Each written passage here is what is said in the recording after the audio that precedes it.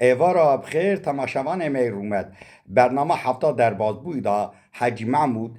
دوی پرتوکا خدا هلبستا کچکا بنه کونادا جمرا خوند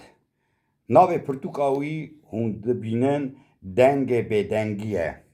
گاوا من حاجی محمود تماشا کر بویارا حضرت یوسف علیه السلام و زلیهای کتبیرا من اوا د دیروکا مسلمان دا د دیروکا خریستیان دا د دیروکا یهودی دا در باز دبه از به گوری دیروکا من مسلمان جوارا بینیم زمان حضرت یوسف علیه السلام زیاروک بو برای وی جعبناباری ویا آوید نبیره باشه جی به کولتی فرودنا کاروانا برن مصر پوتیفار سروک وزیر دولت مصر بو حضرت یوسف به کولتی جوان کاروانا کری بو و بری بو قصر خواه زلیها جنا پوتیفار بو دل وی دکوه حضرت یوسف علیه السلام حضرت یوسف علیه السلام پیغمبر خوده بو و گوتنا وی نکر حضرت یوسف علیه السلام آویت زندانه ده زندانه دا گلک اشکنجه دید پوتیفار جدرد زلیهای داناوی دبه و دمره زلیها دب جمال و حال دنیای برده و که معرکی نیوکشتی مابو روژاوی نت روژ بو شباوی جی نت شبو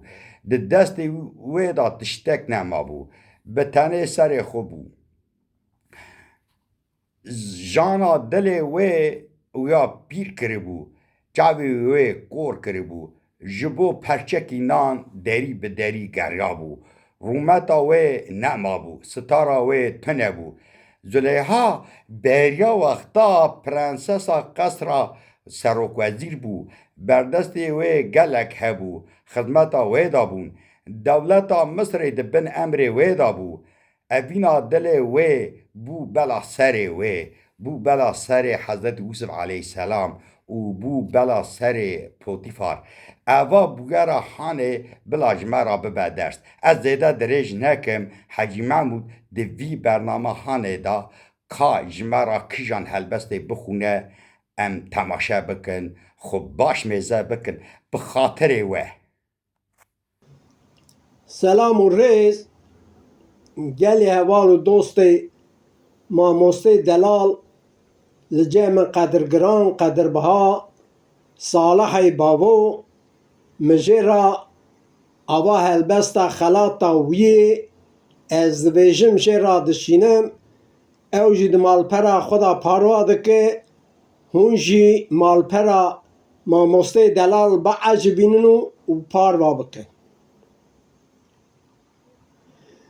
دلو تو پر مدیشینی از آخ دکم بنده پشتا مدقتینی جبر دردا خود خاپینی درد دلا مریاد حالین